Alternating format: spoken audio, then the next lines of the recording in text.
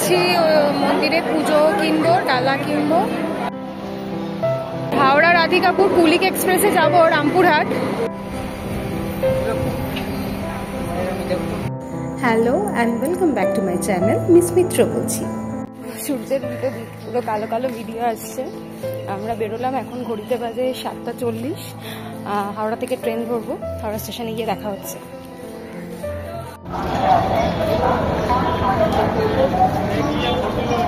পৌঁছে গেছি Howrah station, 8:40-এর train.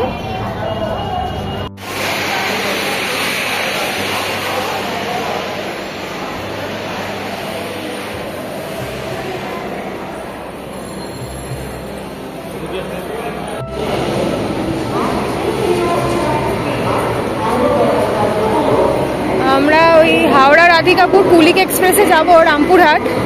Rampurhat মানে বুঝতে পারছো, তারাপীঠ যাওয়ার আমাদের আজকে আমাদের গন্তব্য তারাপীঠ। তো 11 নম্বরে দিয়েছে হাওড়া রাধিকাপুর কুলিক এক্সপ্রেস। আমরা আসলে এত ফাস্ট ডিসিশন নিয়েছি যখন আমরা কোনো টিকিট পাইনি, তো যার ফলে আমাদের জেনারেলি টিকিট কেটেছি আমরা। তো দেখা যাক কীরকম ফাঁকা থাকে বা ভিড় থাকে। ট্রেন আসুক, ট্রেন অ্যানাউন্স করেছে কিন্তু এখনো ট্রেন দেয়নি। একটা উইন্ডো সিট নিয়ে নিয়েছি। ট্রেন কখন ছাড়বে? 9টার সময় টাইম ট্রেনে। প্রচণ্ড গরম, সিট পেয়ে গেছি, অসুবিধা নেই। এই কিছু কেক টেক কিনে নেবো, একটা দোকানে এসেছি।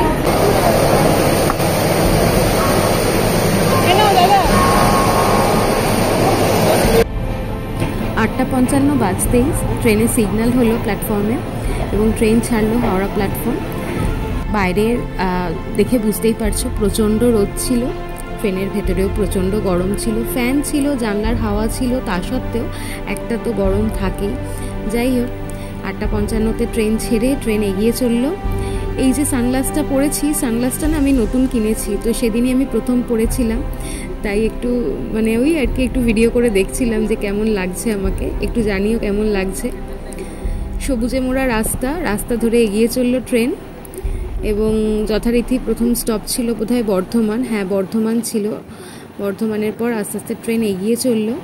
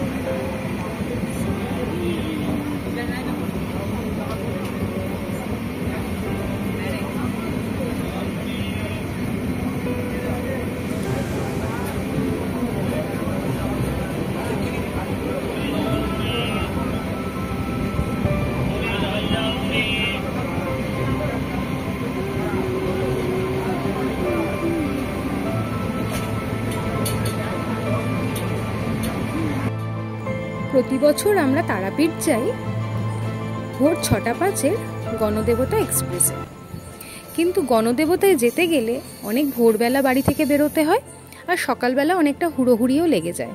তাই জন্য এবারে আমরা ডিসাইড করেছিলাম যে 8:55 হাওড়া রাধিকাপুর কুলিক এক্সপ্রেসে যাব।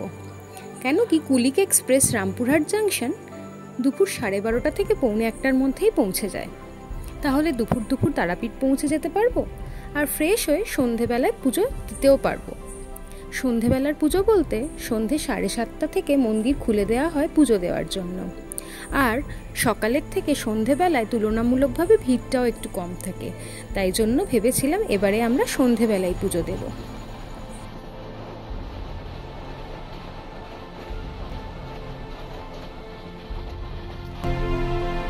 বোলপুর শান্তিনিকেতন পেরিয়ে ট্রেন এবার সাঁইথিয়ার পথে, আর সাঁইথিয়া পেরোলেই আসবে মল্লারপুর আর তারপরে রামপুরহাট জাংশন। এর মধ্যে যদিও 2-3টে ছোট স্টেশন পড়ে, ট্রেন যদিও সেখানে দাঁড়ায় না। অবশ্য কুলিক এক্সপ্রেস মল্লারপুরেও দাঁড়ায়নি, কিন্তু মল্লারপুরের ওপর দিয়ে ট্রেন যাওয়ার সময় আমি খুব ইমোশনাল হয়ে পড়ি। পুরনো দিনগুলোর কথা মনে পড়ে যায়, পুরনো স্মৃতিগুলো মনে চলে আসে। পুরনো দিন বলতে আমার কর্মজীবনের শুরু এই মল্লারপুর থেকে। এখানকারই একটি ইঞ্জিনিয়ারিং কলেজে লেকচারার হিসেবে জয়েন করেছিলাম। 2 বছর আমি এখানে ছিলাম, এখানেই স্টে করতাম। সপ্তাহের শুরুতে সকাল 6:05 গণদেবতা ধরে আসা এবং সপ্তাহের শেষে বিকেল 5:25 গণদেবতা ধরে বাড়ি ফেরা, এবং যাতায়াতের পথে কলিগদের সাথে হাসি, আড্ডা, মজা সব কিছুই মনে আছে। প্রতিটা মানুষের মতো আমারও প্রথম কর্মজীবন নিয়ে একটা ইমোশন তো কাজ করেই। জানি পুরনো দিনগুলো ফিরে পাবো না, কিন্তু পুরনো দিনের স্মৃতিগুলোকে খুব যত্ন করে রেখে দিয়েছি। এখান থেকে আমি দিদি পেয়েছি, এখান থেকে আমি বোন পেয়েছি, এবং এই দিদি বোন এদের সাথে প্রতিনিয়ত আমার এখনও অবধি যোগাযোগ আছে। তাই কোনো দিনই ভুলতে পারবো না মল্লারপুরকে। তো যাই হোক, মল্লারপুর পেরিয়ে ট্রেন এবার রামপুরহাটের পথে। ট্রেন ঢুকছে রামপুরহাট জাংশন। এই আমরা এসে পৌঁছে গেছি রামপুরহাট জাংশন। তো এখান থেকে আমরা এবার তারাপীঠ যাবো। দেখি বাস স্ট্যান্ড বা গাড়ি অটো স্ট্যান্ডের দিকে যাই, গিয়ে দেখি কীরকম কী পজিশন, তবে তারাপীঠে গিয়ে দেখা হচ্ছে।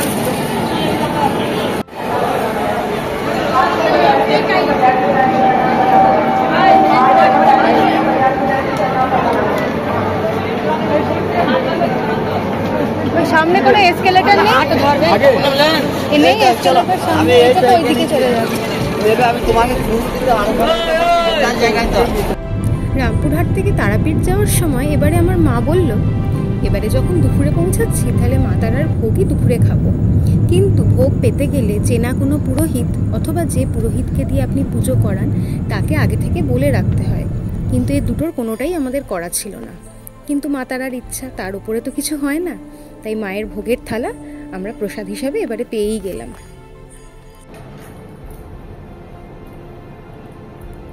আমি রেডি, এখন 6টা বাজে যায়, হ্যাঁ 6:10 বাজে।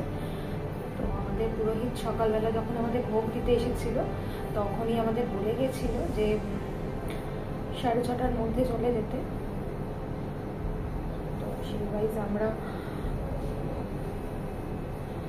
রেডি হয়ে গেছি। 6:10 বাজে এখন। সকালে মায়ের ভোগ খেয়ে নিয়েছি, সন্ধ্যেবেলায় পুজো দেব।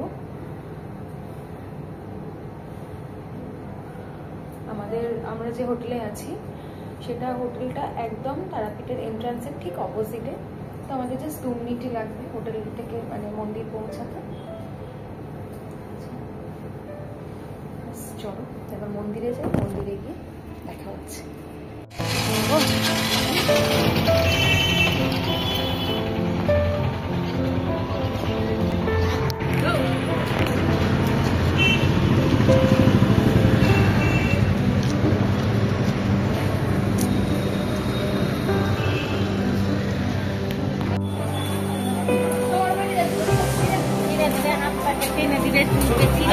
একদিকে চুল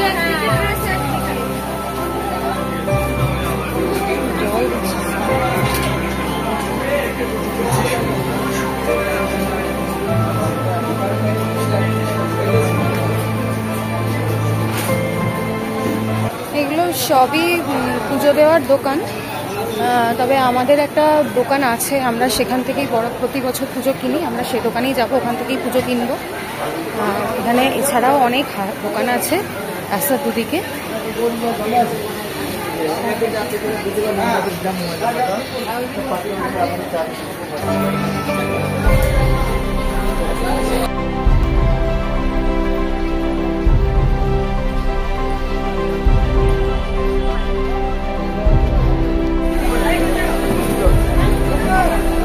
কি পরিমাণ লোকের ভিড়, এখনো কত ভিড়।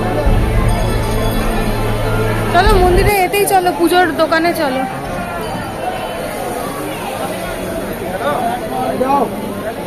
বিকেল 6টা 6:30 বাজে, তাও কত ভিড় দেখো। বছরের প্রতিটা দিন প্রতিটা সময় সমান পরিমাণ ভিড় এখানে হয়, প্রচুর ভিড়।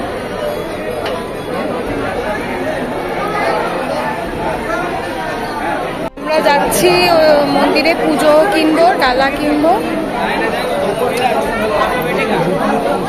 অলরেডি লোক দাঁড়িয়ে আছে।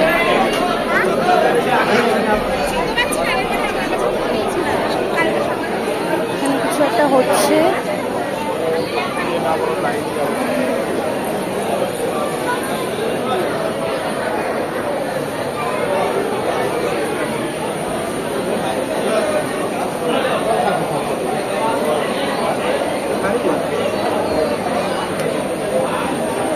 ওখানেই হাত দেওয়ার জল দেবে।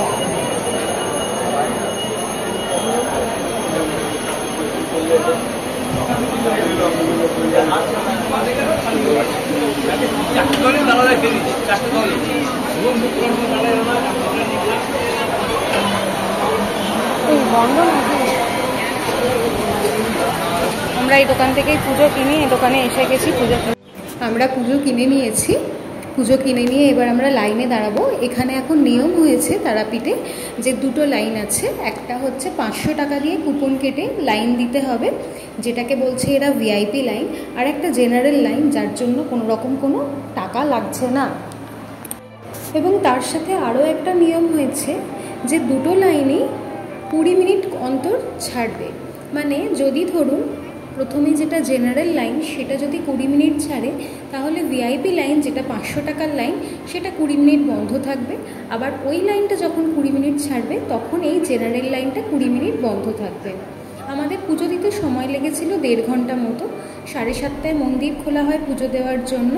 আমাদের 9টার আগেই পুজো দেওয়া হয়ে গিয়েছিল। 10 টাকা, একটা 10 টাকা।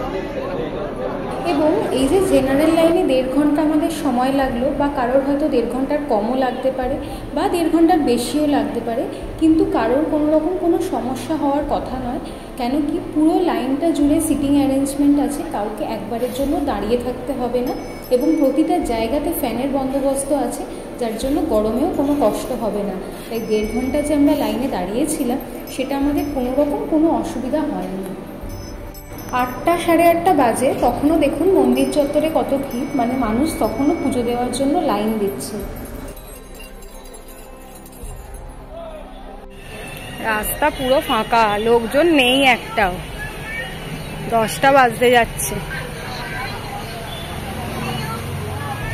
এখনো লোকজন আসছে পুজো দেবে। জাস্ট এটা মন্দিরের গেট, আর এইটা হচ্ছে আমাদের হোটেলের এন্ট্রান্স। ঠিক অপোজিটে যে লাল বিল্ডিংটা দেখা যাচ্ছে ওই এন্ট্রান্সটাই আমাদের হোটেলের এন্ট্রান্স। তো জাস্ট এইখানে, মানে এতটাই কাছে হোটেল। Good morning. আজকে যাচ্ছি সকালবেলা একটু মন্দির দর্শন করতে। কালকে তো পুজো দেওয়া হয়ে গেছে। আজকে সকালবেলা মন্দির দর্শন করে আমরা এখান থেকে ফিরে যাবো।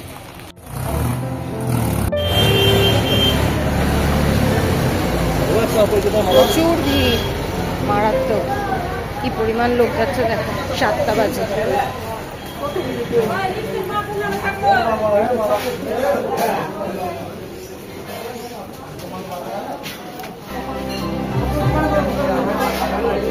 এখানে সব ভিআইপি লাইন দিয়েছে সবাই, এখানে 500 টাকার লাইন এগুলো, আর পিছন দিকে আছে জেনারেল লাইন।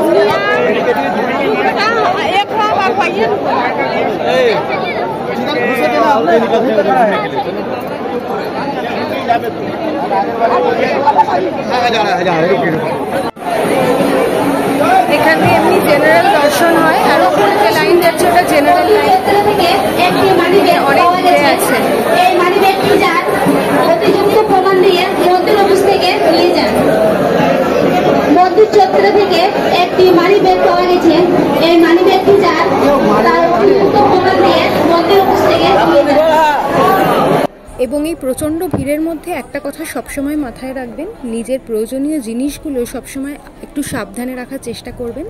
মানি পার্স, চাবি বা কোনো জুয়েলারি, কারণ কোনো রকমভাবে হারিয়ে গেলে এখানে এই ভিড়ের মধ্যে কিন্তু সেটা খুঁজে পাওয়া খুবই মুশকিল হয়ে যায়।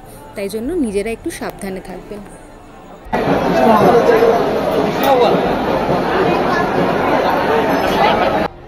মন্দির চত্বরের ভিতরে যেখানে খুশি ধূপ, প্রদীপ, বাতি ইত্যাদি জ্বালানো যায় না। এত মানুষের ভিড়, প্রতিটা মানুষের সুরক্ষার কথা ভেবেই পুজোর পর প্রত্যেকে এই জায়গাতে এসে ধূপ, প্রদীপ, বাতি ইত্যাদি জ্বালায়। তো মাতারাকে প্রণাম জানিয়ে এবার আমাদের বাড়ি ফেরার পালা। আবার পরের বছর আসবো, যদি মায়ের ইচ্ছা হয়, মায়ের যদি আশীর্বাদ পাই, আবার পরের বছর আসবো। জয় মাতারা।